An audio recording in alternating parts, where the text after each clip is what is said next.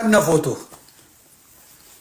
መላከ ኤዶም ቀሲስ ዱንጉማና በርካታ ሀገር ሰራተኞች በህገ ወጥ ታጣቂዎች ተገድለዋል። አለቀ። ምዕመናን መግደል ስለሰለቻቸው ምዕመናን ሂዱ እናንተ ብለው እስቲ አሁን ደግሞ በእነዚህ እንለማመድ ብለው ገለዋቸዋል። ኢቢሲ ዘግቦታል፣ አልዘገበውም። የሰላም ሚኒስተር ዘግቦታል፣ አልዘገበውም። እነ ቄስ ታጋይ ዘግበዋል፣ አልዘገቡም። ሟች ኦርቶዶክስ ነው። ኦሮሞሁን ማንሁን ማለት ነው። ዜና ይሰራላል። ቀሲስ ዱጉማ ቀሲስ ዱጉማ ታርደው ተገለው ተመለሱ። አለቀ። ማነው ደግሞ ሌላው ቀሲስ ደሳለኝ ነሞምሳ መገደላቸው ተገልጿል። ዘጋቢ ኢኦቲሲ አለቀ። ይዘገብላል። ከዛ እዚህ ጋር አሁን በቅርብ ዓመታት ጠብቁ ብፁዕ አቡነ እገሌ በህገ ወጥ እንትኖች ታርደዋል፣ ምዕመናን ሰልፍ እንውጣ ሲሉ ታያላችሁ። ጠብቁ። ምን አለ በሉኝ፣ መዝግቡ። አሁን ይህንን አንድ ሰው ጸሎተ ፍትሐት አያደርግም። ይሄ ነገር እንግዲህ የሀገረ ስብከት ማለት የስንት ሚሊዮኖች አባት ማለት። ይህንን አሁን እስላሞች ቢሆኑ አስባችሁታል? እነ ሙጂባሚ ነው አስባችሁታል? እነ አህመድን ጀበል አስባችሁታል? እነ ዋሂድ አስባችሁታል? መስጊዱ እንዴት እንደሚጠለቀለቅ አስባችሁታል? የእስልምና ጉባኤ መጅሊሱ እነ ሀጂ ኢብራሂም ቱፋ መካነ ሰላም ላይ እንደዚህ ተገሎብናል ብለው እንዴት እንደሚወጡ አስባችሁታል? አስባችሁታል?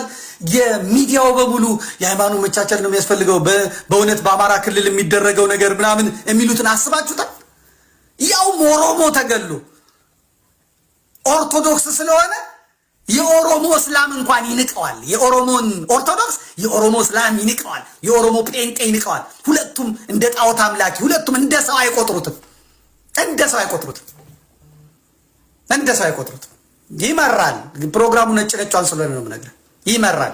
የኦሮሞ ኦርቶዶክስ እንደ ሰው እንደ ቆሻሻ ሞቱ አይዘገብለትም። ሲኖዶሱ አይዘግብለትም፣ አይናገርለትም፣ አያወግዝለትም። እስቲ አሁን ቲክቶከሮቹ ጋር ግቡ። የምታዩትን ቲክቶከር እነ ማነው ስሙ እነ ፈለጋት ናት የወስበት የቀብጠራ ለምትል ግቡ። እስቲ አሁን ሂዱ ይዋቸው። አያገባቸው። ለምን አይገደልም? ምን አገባው? ለምን አይሞትም?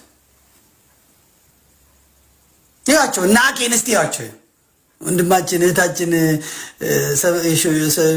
ሶፊ ምን ተዘፍተር ስለዚህ ቲክቶክ የምትጠቀሙ ፌስቡክ የምትጠቀሙ ሰዎች እንድታስቡበት። በተለይ እናንተ አረብ ሀገር ያላችሁ ሴቶች ጥንቃቄ አድርጉ። በአሜሪካን በምንም ያላችሁ ጥንቃቄ አድርጉ። በአሜሪካ ያላችሁ ካህናቶች፣ በአሜሪካ ያላችሁ አገልጋዮች ሩቅ ነው ያላችሁት አይደለ? ሩቅ ነው ያላችሁት በእናንተ ቤት ሩቅ አምልጣችኋል። ከእሳቱ ከምኑ አምልጣችኋል። ግድ አይሰጣችሁም አይደለ? አይሰጣችሁም።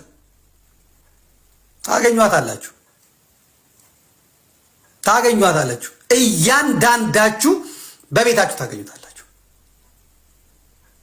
እያንዳንዳችሁ ታገኙታላችሁ። እንቅልፍ አታገኙም። ታገኙታላችሁ። በቤተሰብ ታገኙታላችሁ።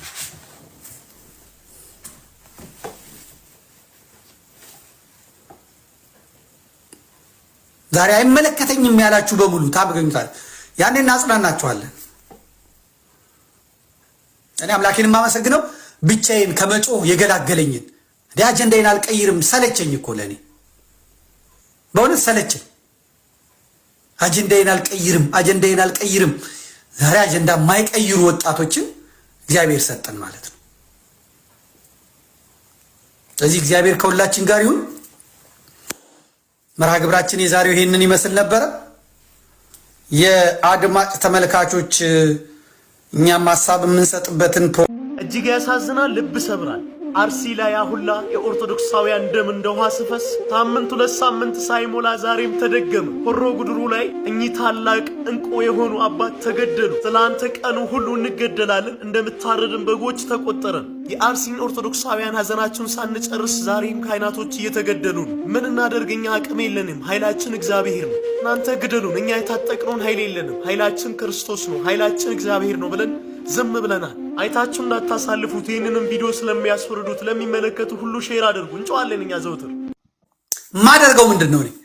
ቀን በቀን በቴሌቪዥንም ቴሌቪዥኑ ሲፈልግ ይዘጋ አእላፋት ዝማሬ እስኪቀርብ ድረስ በቴሌቪዥንም በቲክቶክም በቴሌግራምም የታረዱትን የአሩሲ የታረዱትን የተጨፈጨፉትን የተቃጠሉትን ከሄኖክ ኃይሌ ፎቶ ጋር ከሄኖክ ኃይሌ ቪዲዮ ጋር ከሄኖክ ኃይሌ ሚስት ጋር አድርጌ እለጥፋለሁ። ሂዱ እያልኩ ማለት ነው። የምትሄዱ ሰዎች ጥቁር ልበሱ እያልኩ ማለት ነው። አለቅ። ይሄን ለመቀልበስ የሚደረግ ነገር አልሰማም፣ አንቀበልም። ከአሁኑ ቪዲዮ መስራት ጀምሯል። የሚገርም አእላፋት ዝማሬ የሚለውን የአእላፋት ዝማሬ የሚለውን መስቀል አደባባይ ላይ አድርጋችሁ ህዝቡን ጥቁር አልብሳችሁልኝ የአሩሲን የወለጋን ጭፍጨፋ የሚያሳይ በአማርኛ በእንግሊዝኛ አድርጋችሁ ጧፍ እያበሩ ደረት የሚደቁ እናቶች አድርጋችሁ ጉባኤው ካህናት ስለሌሉበት ከመጡም ደግሞ ፓትርያርኩን ወይ በዊልቸር ይዘዋቸው ይመጣሉ። ያው ተሰብረው ስለተኙ ያው ለፕሮፓጋንዳ ሊያመጧቸው ይችላሉ። እነ ሄኖክን ነጭ አልበሳችሁ በደስታ ሲፈነጥዙ፣ ምዕመናን ግን ጥቁር ከል ለብሳችሁ አሁን ከል ለብሰ ምህላ እግዚኦታ በሚደረግበት ሰዓት ማለት እኔ ደግሞ ቀን በቀን ከዛ ጋር በማድረግ የታረዱትን የተጨፈጨፉትን በእሳት የተቃጠሉትን ከሄኖክ ሚስት ጋር ከሄኖክ ኃይሌ ጋር አድርጌ አመጣዋለሁ ማለት ነው፣ ሰራዋለሁ ማለት ነው። አንተ በእኔና በሳሚ ላይ ትዝታለህ፣ የምታመጣውን እናያለን፣ እናያለን። እኔን እንቅፋት የሆኑኝ ሳሙኤል ቀሲስ ሳሙኤልና ዘመድኩን ናቸው ብለህ ትደነፋለህ፣ የምታመጣውን እናያለን። እንቅፋት ነው የምሆን። አሁን አልተገለጸለትም ለህዝቡ። እንደ በጋሻው በኋላ ነው መጥቶ ዘመድ ያለን ነገር ልክ ነበር፣ ዘመድ ያለን ትክክል ነበር ትላለህ። ይህንን በደንብ ሁላችንም እንትን እንላለን ማለት ነው። እንዳትቀበሉ በቃ ቲክቶክ ላይ እያየው ነው። አጀንዳ የሚቀበል ጠፍቷል። በቃ ደስ የሚል ነገር ነው የመጣው። አጀንዳ እንዳትቀበሉ አጀንዳ። ትኩረታችሁን አንድ ነገር ላይ ማድረግ ነው። መስቀል አደባባይ ተብሎ የሚመጣ ነገር እንዲሁ ቀላል አይደለም። የተመቸው ነው። አይታችሁታል አይደል? ቅድም እንዳሳየዋችሁ ነው። የተመቸው ሰው ነው። ምንድነው የሚያመጣብኝ አጀንዳ? በቃ እየቃመ ነው እንደሚመጣው፣ ምን ትስዬ ነው እንደሚመጣው አለ። አዎ እኔ የሆንኩትን እግዚአብሔር ይስጥህ። እኔ ያለሁበትን መቃጠል እግዚአብሔር ይስጥህ። ሄኖክ ኃይሌ ጃንደረባው ሚሽን ተቀብሎ ነው የመጣው። ይህንን ያየ የአሜሪካ ሴናተር፣ ይህንን ያየ የተባበሩት መንግስታት፣ ይህንን ያየ የዓለም መንግስታት በኢትዮጵያ የእምነት ነፃነት የለም፣ በኢትዮጵያ ያሉት ክርስቲያኖች ይጨቆናሉ፣ በኢትዮጵያ ያሉ ኦርቶዶክሳውያን ይገደላሉ ቢባል ማን ነው የሚያምነው? ማንም አያምንም። እውነቱን ልንገርህ፣ ቦሌ መድኃኔዓለም ይሄ የምታየው መድረኩን አምጣልኝ፣ መድረኩን ሳብልኝ። ይሄ የምታየውን መድረክ አዳነች አበቤ ናት የከፈለችው። የአዲስ አበባ አስተዳደር ነው የከፈለው። የሰሩት ፕሮቴስታንቶች ናቸው። መድረኩን ያቋቋሙት ፕሮቴስታንቶች ናቸው። ቶፕ ቪው ቀረጻ የሚካሄደው ለዓለም መንግስታት ነው። ክርስቲያኖች በተጨፈጨፉ ማግስት የሚመጣ ነው። እዚህ ላይ በኢትዮጵያ ውስጥ የኢትዮጵያ ሰንደቅ ዓላማ የለም፣ ተመልከተው። የቤተ ክርስቲያኒቷ ሰንደቅ ዓላማ የለም፣ ተመልከተው። ምክንያቱም አውደም ስቴጁን የሚሰሩት ሰዎች ኦርቶዶክሳውያን አይደሉም። ሌላ መኒ ላውንደሪንግ አለ። አሁን ሄኖክ ኃይሌ ቀሲስ ሳሙኤልንና ዘመድኩንን ሳልበቀል እንዳልሞት እያለ ነው የሚለው። ከጎጃም የቅባት ባለሀብቶችና ከትግሬ የወያኔ ባለሀብቶች ጋር ሆነው የሚሰሩትን መኒ ላውንደሪንግ ልንገር። አሁን ለዚህ ዝግጅት ተብሎ የተዘጋጀውን አንድ ሰርተፍኬትና የመግቢያ ዋጋውን ላሳይህ። የገቡት የጎጃም የቅባት ባለሀብቶችና የትግራይ ባለሀብቶች ናቸው። አንጣ ትኬቱን ላሳይህ። የቅድሙን ትኬት አምጣል፣ ተመልከት። ጃንደረባው የሚመራኝ ሳይኖር ይህ እንዴት ይሆንልኛል አለው ይልና ይቀጥላል። የጌታችን ልደት በምስጋና የምናከብርበት የአእላፋት ዝማሬ ዘንድሮ ከወትሮ በተለየ ለመጀመሪያ ጊዜ በመስቀል አደባባይ የሚደረግ ይሆናል። ልብ በል፣ በመስቀል አደባባይ የሚደረግ ይሆናል። እርሶም በልዩ ሁኔታ ለሚቀርበው ለዚህ ዝግጅት የገቢ ማሰባሰቢያ እንዲሆን ባዘጋጀነው የልዩ እንግዶች የራት ግብዣ ላይ እንዲገኙልን በአክብሮት ጠርተኖታል። አገልግሎቱን ለመደገፍ የመግቢያው ዋጋ 20,000 ብር ነው። 20,000 ብር። ይሄ ብር አሩሲ የሚሄድ አይደለም። ይሄ ብር ተፈናቅለው በየመጠለያ ቤቱ ለሚሄዱት አይደለም። ይሄ የኢትዮጵያ ምዕመናን ግጦ የግብረ መልሱን እንዳትሰጡ የሚያደርግ ነው። ይሄ ሊሰመርበት ይገባል። አይቀር፣ መንግስት ተዘጋጅቶበታል።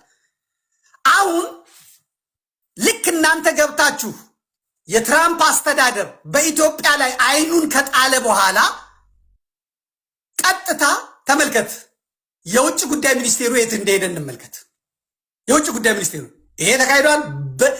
ብሩ የገባው ገንዘብ አይደለም ነው የሚባለው። አሁን ለዚህ ለመስቀል አደባባዩ ማለት መስማት አለበት፣ እያንዳንዱ ህዝብ መስማት አለበት።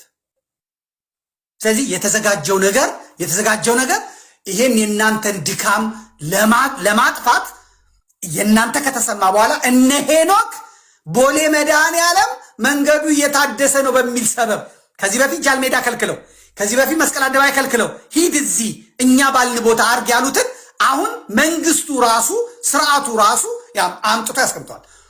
ሄኖክ ኃይሌን እኮ የኢትዮጵያ መንግስት ሚዲያዎች ሰርጉን የዘገቡለት ጋብቻውን የዘገቡለት በልዩ ሁኔታ ከማን በልጦ ነው? ከማን እንትን ብሎ ነው? ለምን የሚንከባከቡት?